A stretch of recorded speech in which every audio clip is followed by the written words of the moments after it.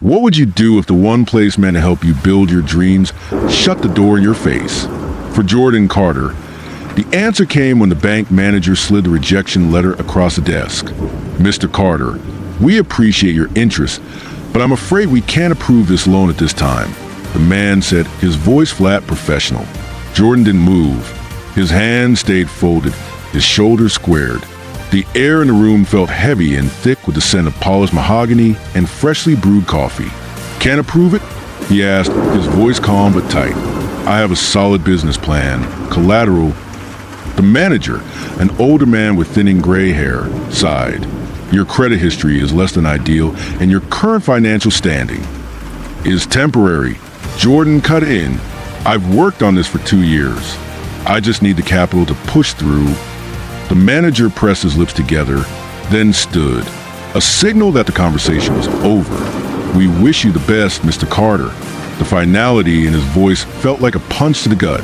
Jordan stood, buttoning the one good suit jacket he owned. He wasn't about to beg. Not here, not ever.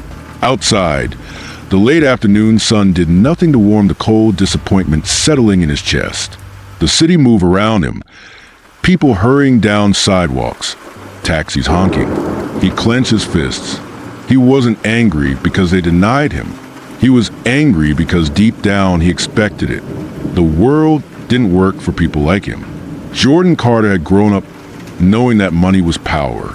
He'd watched his mother cry over eviction notices and had seen his father's hands callous from working 3 jobs just to keep food on the table. He swore he'd never live like that. But here he was, every door closed, every opportunity locked behind the kind of wealth and privilege he didn't have. Fine. If they wouldn't give him a way in, he'd build his damn door. Jordan's plan wasn't just a dream. It was a strategy. He had spent years studying business, working brutal hours at dead-end jobs, and learning everything he could about real estate. He didn't just want money. He wanted ownership. His best friend, Kevin, had promised to invest. They had talked for years about making it together, breaking out of the cycle. Jordan had even put Kevin's name on the paperwork. That was his second mistake. His first was trusting him. Kevin pulled out. The voice on the other end of the phone said. Jordan's stomach dropped. "What do you mean, pulled out?" "Sold his shares. Took the buyout." Jordan felt the blood drain from his face. He had counted on Kevin, trusted him. The deal was dead without that money. He had nothing left. He drove to Kevin's apartment, knocking hard enough to make the door shake. When Kevin answered, he didn't even look guilty, just tired. "Jordan, man, I had to. The offer was too good." Jordan's jaw clenched. "We had a deal." Kevin shrugged. "We had a plan. Plans change." Jordan stared at him, searching for any sign of regret. There was none. "You just set me back years," Jordan said, his voice low, controlled. Kevin sighed. "Come on, man. You'll bounce back." Jordan stepped back, nodding slowly. "Yeah, I will." Then he turned and walked away. Not because he gave up, because now he had nothing left to lose, and that made him dangerous. Jordan spent the next few months barely sleeping, barely eating. He worked 3 jobs, bartending at night, flipping used furniture during the day, and running deliveries whenever he could. But it wasn't enough. Then he met them, the underground investors, the ones who didn't care about credit scores or bank approvals, the ones who only cared about one thing: results. It started with a meeting in the back of a dimly lit restaurant. A man named Vincent sat across from him, flipping through his proposal. "You need 50 grand, Vincent said, closing the folder. Jordan nodded. "I'll double in a year." Vincent smirked. "And if you don't?" Jordan met his gaze. "I will."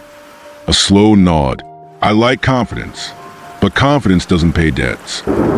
Jordan knew what he was walking into, knew this wasn't a safe option. But safe wasn't an option anymore. "Give me a year," he said. Vincent tapped the table twice. A deal. And just like that, Jordan Carter was in business. The first property was a rundown duplex. A disaster. But Jordan didn't see the peeling paint and broken windows. He saw potential. He worked nonstop, hiring cheap labor where he could, and doing much of the work himself. The first property turned into two into five. Then the money started coming in. A year later, he walked into that same dimly lit restaurant and slid an envelope across the table to Vincent. Vincent opened it, counted the money, and smiled. "Not bad, Carter." Jordan leaned back. "Now let's talk bigger." And they did. Over the next 5 years, Jordan built an empire. Real estate, investments, ownership. He didn't just make money, he created power. And then one day he saw it, a building on the corner of 5th and Lexington. The bank, the same one that refused him a loan. It was poetic, really. The bank had been struggling for months, desperate for a buyer to save it. Jordan walked through its doors, this time not as a beggar. The same manager, now grayer, older, stood across from him. "You're here to make an offer?" the man asked, his voice hesitant. Jordan smiled, slow and sharp. "No." He slid a document across the desk. "I already bought it." The manager's face paled, but Jordan stood, buttoning his designer suit. "Funny how things work out, isn't it?" he said before walking out. The door didn't hit him on the way out this time, because now he owned the door. Owning the bank should have been the moment Jordan Carter finally felt like he won. It should have been the sweet revenge he had dreamed of since the day they shut the door in his face. But the truth about success? It doesn't erase the past. It only makes the world notice you more. At first, Jordan's rise was legendary. He graced magazine covers, gave motivational speeches, and sat on panels alongside the same wealthy elite who once wouldn't give him the time of day. Yet behind closed doors, the walls were closing in. With power came enemies. And someone was watching. One morning, as Jordan walked into his bank, the first sign of trouble arrived. A group of government officials stood in the lobby. A tall, stern man in a dark suit stepped forward. "Mr. Carter?" Jordan slowed his pace. "Yes." The man pulled out a document and handed it to him. "Federal investigation. Your bank is under scrutiny for alleged financial misconduct." The words barely registered. Jordan stared at the paperwork, his mind racing. This had to be a mistake. But deep down, he knew it wasn't. The system wasn't built for people like him to win. And when they did, it found ways to pull them back down. Jordan's legal team worked day and night. But the accusations weren't going away. Fraud, embezzlement, tax evasion, all false. But it didn't matter. The media spun stories faster than he could deny them. Investors panicked. Stocks plummeted. And then the betrayal came. Kevin, the same Kevin who had once stolen his business deal, had reappeared, this time as a witness against him. "He's not the businessman he claims to be," Kevin told reporters, standing outside a courthouse with a smug expression. "I worked with Jordan. I know what he's capable of." The knife cut deep. Jordan wanted to storm to Kevin's doorstep, drag him into the street, and demand answers. But there was no time for anger. There was only survival. The first loss came fast. His assets were frozen. Then the lawsuits rolled in. Then the clients left. Then, one by one, the people who once called him a genius vanished. No one wanted to be associated with a sinking ship. Even Vincent, the man who had given him his first real loan, warned him. "They don't want you in their world. Carter, you made too much noise. They'll tear you apart now." Jordan clenched his jaw. "I built this from nothing. I'll fight." Vincent's smirk was humorless. "You're fighting something bigger than you." Jordan didn't care. He wouldn't go down quietly. The worst came late at night. Jordan had been drowning in legal documents, exhausted, running on caffeine and adrenaline. Then his lawyer called. "You need to get out," the man said, his voice frantic. "Now." Jordan frowned. "What?" "They're coming for your properties. Your name is being wiped off everything." The deals were never fully closed. His heart stopped. His buildings, his empire. Someone had been working behind the scenes, rerouting ownership, using loopholes he didn't see coming. By the time he realized it, it was too late. He didn't just lose money. He lost everything. A month later, Jordan Carter, once the man who owned a bank, stood outside a rundown motel with a single duffel bag. No mansion, No luxury car, no company, nothing. And as he stared up at the flickering neon sign, his fingers clenched into fists because he wasn't done. Not yet. The neon sign of the Maplewood Motel flickered, casting eerie shadows across the cracked pavement. Jordan Carter stood beneath it, gripping the single duffel bag that now contained everything he owned. From billionaire to nothing, he had once dreamt of escaping places like this. Dingy motels with peeling wallpaper, the stench of cheap whiskey, and regret hanging in the air. Now, he was back where he started. Inside his motel room, he collapsed onto the stiff mattress. The weight of failure pressed against his chest. For weeks, he had tried to fight, but the system was a beast that devoured men like him. Men who built their own wealth instead of inheriting it. His phone buzzed. A single notification. Final notice. Past due balance.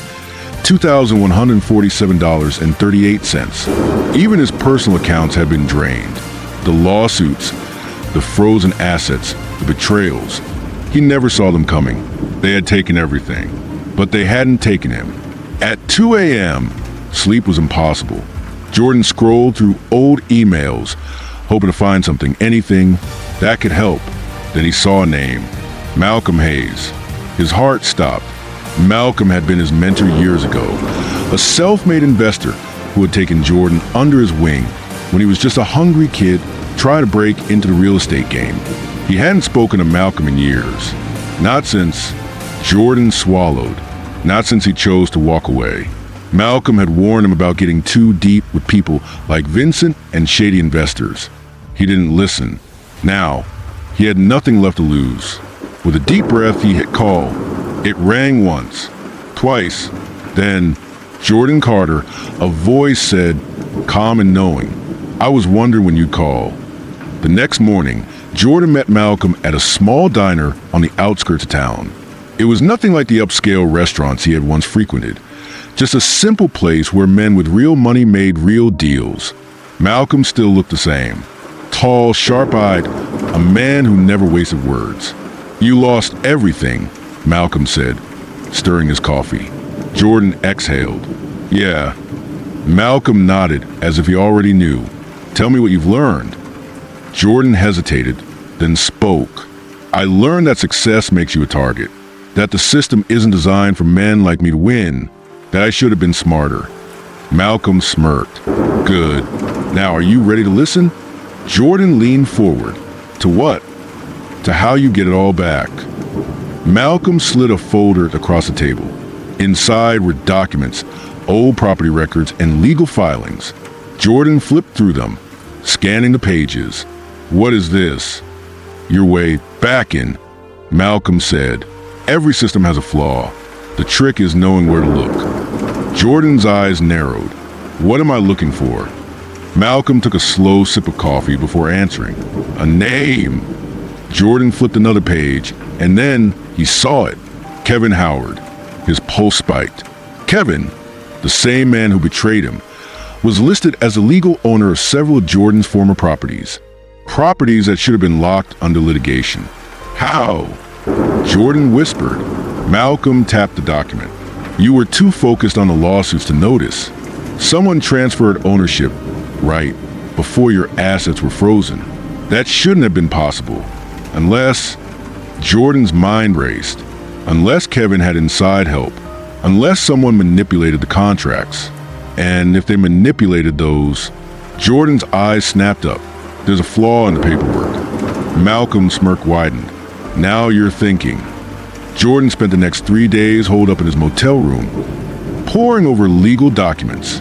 Every transfer, every signature. Then he found it.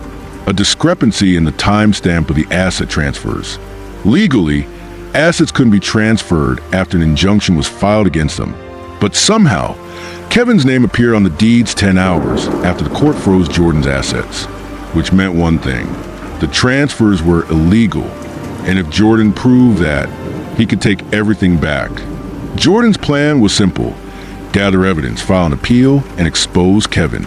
But fate had other ideas. That night, he stepped outside his motel, ready to meet Malcolm with his findings. That's when he saw the black SUV parked across the street. The same SUV he had noticed 3 times in the past 2 days. His gut clenched.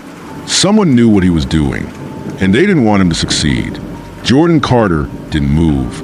The black SUV across the street sat idling, its tinted windows hiding whoever was inside. He had seen it too many times to ignore now. A warning. Someone knew what he had found. But instead of fear, a slow-burning fury built in his chest. They took everything from him. And now, they were watching to make sure he stayed down? Not a chance. Jordan turned, walked back into his motel room, and locked the door. This wasn't just about getting his wealth back anymore. This was war. At sunrise, Jordan met Malcolm again, this time in an empty parking lot overlooking the city skyline. "I found the flaw," Jordan said, handing Malcolm a folder. "Kevin's assets, my assets, were transferred after the injunction.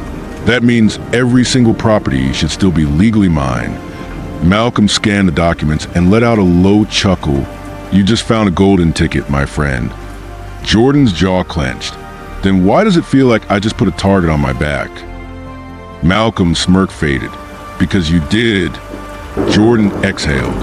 "What's the next move?" Malcolm tucked the folder under his arm. "You need leverage before you make a move. Kevin has connections, and if he pulled this off, someone high up signed off on it." Jordan nodded. "So I don't go after Kevin first. I go after the cracks in his foundation." Malcolm grinned. "Now you're learning. The key to any operation? The weakest link." Jordan spent days tracking down anyone involved in the fraudulent transfers. Bankers, lawyers, notaries. Most were untouchable, too powerful, too careful. But then he found Mark Adler, a mid-level clerk at the legal firm that processed the documents. And he had a gambling problem. Jordan found him at a backroom poker game in a dimly lit club downtown. Mark was losing. Badly. Jordan took a seat at the table, a calculated smirk on his lips. "Mind if I join?" The dealer looked at Mark, who barely registered Jordan's presence, too focused on his dwindling stack of chips. Jordan slid a few crisp $100 bills onto the table. Money he couldn't afford to lose. Money that Mark needed to win. For the next hour, Jordan played carefully, letting Mark lose and spiral deeper into desperation. Then, when Mark was on the verge of total loss, Jordan leaned back in his chair. "I'll make you a deal." Mark looked up, sweat beading his forehead. "What kind of deal?" Jordan placed another stack of cash on the table. "You win this hand, but in exchange, you answer question." Mark hesitated. His eyes darted to the money, then to Jordan. He nodded. The dealer dealt with the cards. Jordan deliberately lost. Mark exhaled in relief. Scooping the chips toward him, Jordan leaned in. "Who signed off on Kevin Howard's asset transfers?" Mark's fingers froze over his chips. I don't know what you're talking about," he stammered. Jordan smiled. "Come on, Mark. We both know that's a lie." Mark glanced around, then lowered his voice. "Look, man, I don't want any trouble. You already have trouble." Jordan's voice was calm, almost friendly. "See, the problem with dirty money is that it leaves stains, and I know exactly where to find them." Mark swallowed. "You don't understand. If I talk..." Jordan cut him off. "If you don't talk, you stay broke. And worse, you stay expendable to the people who used you." Mark paled. Jordan pushed further. "Tell me who approved the transfers, and you walk away richer than you came in." A long silence. Then, Mark exhaled. It was Wesley Grant. Jordan's stomach tightened. Wesley Grant, CEO of Howard and Grant Law Firm, one of the most powerful legal firms in the state. And Kevin Howard's uncle, a conflict of interest, legal ethics violation, and most importantly, Jordan's leverage. The next day, Jordan walked into Howard and Grant Law Firm unannounced. The receptionist barely had time to react before he strode past her, heading straight for Wesley Grant's office. 2 security guards moved toward him. Jordan raised a hand, holding up a file. "I'd think twice before touching me," he said, voice steady. "Because if you do, the next headlines you see will have your boss's name in bold letters." The guards hesitated. Then, a deep voice came from the office doorway. let him in. Jordan stepped inside and closed the door. Wesley Grant sat behind a massive mahogany desk, his expression unreadable. Jordan tossed the folder onto the desk. "Tell me, Mr. Grant," Jordan said smoothly, "how does it feel to be caught?" Wesley didn't even glance at the papers. "What do you want?" Jordan smirked. "For starters, my properties, every single one of them, back under my name immediately." Wesley leaned back in his chair, unbothered. "And why would I do that?" Jordan's smirk widened. "Because if you don't, I have a very interesting call to make to the Bar Association. Something tells me they won't like hearing that the CEO of a legal firm was involved in fraudulent asset transfers." For the first time, Wesley's expression shifted, a flicker of tension. Jordan pressed on. "You think you're untouchable," he continued, "but you're not, because the second this gets out, every case your firm has ever handled comes under scrutiny. Your name becomes poison. Clients leave, investigations pile up, and before you know it, you're the one drowning in lawsuits." Silence. Then Wesley sighed. "You're playing a dangerous game, Carter." Jordan's smile was cold. "You played it first." A long pause. Then Wesley reached for his phone. "Fine. You'll have your properties back by the end of the week." Victory. But Jordan wasn't done. "Not just my properties," he said. "I want Kevin Howard's entire real estate portfolio."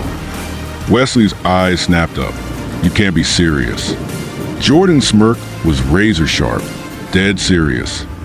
A week later, Jordan stood in front of his former office building. His name was back on the deed. His empire was returning, but he wasn't satisfied, because Kevin Howard wasn't ruined yet. And Jordan Carter wasn't just taking back what was his. He was coming for everything. Jordan Carter stood at the window of his newly reclaimed office, overlooking the city skyline, the same city that had once turned its back on him. His name was back on the deed. His assets were returning. But this wasn't the end. Not yet, because Kevin Howard was still standing. And as long as Kevin still had power, Jordan's revenge was incomplete. This wasn't about reclaiming what was his anymore. This was about making them regret ever crossing him. Kevin Howard had been silent since the asset reversal. Too silent. Jordan knew men like Kevin didn't accept defeat. They retaliated. And retaliation meant Kevin would try to bury him. Again. So Jordan decided to force his hand. He arranged a high-profile press release, a public announcement that Carter Enterprises was back in business and expanding aggressively. The message was clear. He wasn't just back, he was stronger than before. And he knew Kevin couldn't resist trying to destroy him one last time. It didn't take long. Days after the press release, Jordan received an anonymous tip. A government investigation was being launched against Carter Enterprises. Allegations of fraud, fabricated evidence. It was Kevin's work, sloppy but dangerous. Jordan smirked. Exactly as expected. Jordan had been preparing for this. Before Kevin could tighten the noose, Jordan made his move, a public expose. Through an anonymous whistleblower leak, he released documents proving Kevin Howard's years of corporate fraud, illegal lobbying, and tax evasion. It went viral overnight. The headlines exploded. Real estate mogul Kevin Howard under federal investigation. Whistleblower leaks documents tying Howard to corruption. Multi-million-dollar scandal rocks business world. The pressure mounted. And then, the first crack appeared. One of Kevin's closest associates, a longtime CFO, flipped to protect himself. He provided damning testimony to federal investigators. Jordan had set the bait, and Kevin had walked straight into the trap. With the scandal exploding, Kevin had only one option: damage control. He called in every favor, pulling every connection. But one by one, his allies abandoned him because Jordan had flipped them. Through quiet meetings and strategic alliances, Jordan had turned Kevin's most trusted partners against him. The banks pulled their support. Investors withdrew their money. And Kevin Howard, once untouchable, found himself alone. Kevin stormed into Jordan's office late at night, eyes bloodshot, fury in every step. "You think this is over?" Kevin snarled. slamming his fists on Jordan's desk. Jordan leaned back in his chair, completely unfazed. "No, Kevin, this is just the beginning." Kevin's jaw tightened. "You set me up." Jordan's smile was razor sharp. "No, Kevin, you set yourself up. I just made sure everyone saw it." Kevin's face darkened. "You don't have the power to bring me down." Jordan stood, stepping around the desk until he was inches from Kevin. "I don't need power," he said. "I just needed the truth. And now the whole world knows it." Kevin's breath was heavy, his confidence cracking. For the first time, he was the one trapped. A week later, Kevin Howard was arrested, charged with corporate fraud, money laundering, and obstruction of justice. His empire crumbled overnight, his name forever tainted. And Jordan Carter? He was no longer the man they once doubted. He wasn't just reclaiming his empire. He was building a new one that would be untouchable. But there was still one thing left to do. One final move before his revenge was complete. And it involved the very bank that had refused him a loan. The grand ballroom of the St. Regis Hotel was packed with the city's elite. The air buzzed with quiet whispers and the occasional clink of champagne glasses. Tonight, one of the city's largest financial institutions, the very bank that had once denied Jordan Carter a loan, was up for auction. Carter sat at the back of the room, unnoticed at first. His tailored midnight blue suit was sharp but understated. He wasn't here to impress. He was here to own. As the auctioneer stepped up to the podium, the room fell silent. "Ladies and gentlemen, we begin the bidding for Sterling National Bank, starting at $500 million. A paddle shot up in the front row. $500 million. Another followed. $550. Jordan remained still, watching, waiting. The bids climbed steadily. $600, $650, $700. But the energy in the room changed when Jordan finally lifted his paddle. $1 billion. A murmur rippled through the crowd. People twisted in their seats to see who had made the audacious bid. And then, one by one, they recognized him. Jordan Carter. The room went silent. The bank that had humiliated him. The one that had called him too much of financial risk. When he had first come to them for a small loan, he was now about to own it. The auctioneer barely hesitated. $1 billion going once, going twice. Silence. No counteroffers. Sold to Mr. Carter. The gavel hit the podium, and just like that, it was his. After the auction, a select group of executives and journalists approached Jordan, eager to hear his plans. "Mr. Carter, what's your vision for the bank now that you own it?" a journalist asked. Jordan took a slow sip of his whiskey before answering. "I remember walking into Sterling National Bank years ago," he said, his voice calm but laced with power. "I sat across from a loan officer, desperate for a chance. Just a chance. They looked me in the eye and told me I wasn't worth the risk." The room was dead silent. Jordan let the moment sink in before continuing. "So I built something without them. And tonight, I bought what they once refused me." A smirk played at the corner of his lips. "I guess I was worth the risk after all." The reporters scribbled furiously. Some executives exchanged uneasy glances because they all knew the old power structure had changed. The next morning, Jordan walked into Sterling National Bank for the first time as its owner. The very same branch where he had once been turned away. The employees were lined up, waiting for their new boss. Some stood with nervous smiles. Others, particularly the senior executives who had once dismissed him, looked pale. He stepped to the front of the room. "Let's get one thing clear," he said, his voice sharp. "This bank isn't going to operate the way it used to." A few of the older executives shifted uncomfortably. "Sterling National used to believe in turning down people like me. People who weren't born into wealth. People who didn't have powerful connections," Jordan continued. "That ends today." His eyes landed on an older man in the front row. It was the same loan officer who denied him all those years ago. Jordan gave him a long, slow look. "You told me I wasn't a safe bet." The man swallowed hard. Jordan's lips curled into a dangerous smile. "Turns out, you were the risky one." The man's face turned red. Jordan turned to the rest of the staff. "If you were part of the problem, you're no longer needed here. But if you're ready to be part of something better, we have work to do. And just like that, the meeting was over. By the end of the day, half of Sterling's top leadership had resigned. And Jordan? He was already planning his next move. With the takeover making national headlines, Jordan sat down for his first major interview, a primetime special. The interviewer leaned forward. "Mr. Carter, what's the biggest lesson from your journey?" Jordan folded his hands. Two things. One, never beg for a seat at someone else's table. If they won't give you a seat, build your own table. And two, never forget who doubted you. The interviewer chuckled. "And now that you bought the very bank that doubted you, what's next?" Jordan smirked. "Oh, I'm just getting started." Jordan's story wasn't just about money. It was about resilience, strategy, and patience. He didn't chase revenge. He built success so undeniably that revenge took care of itself.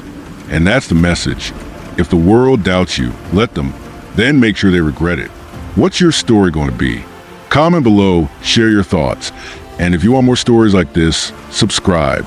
Because of this is just the beginning.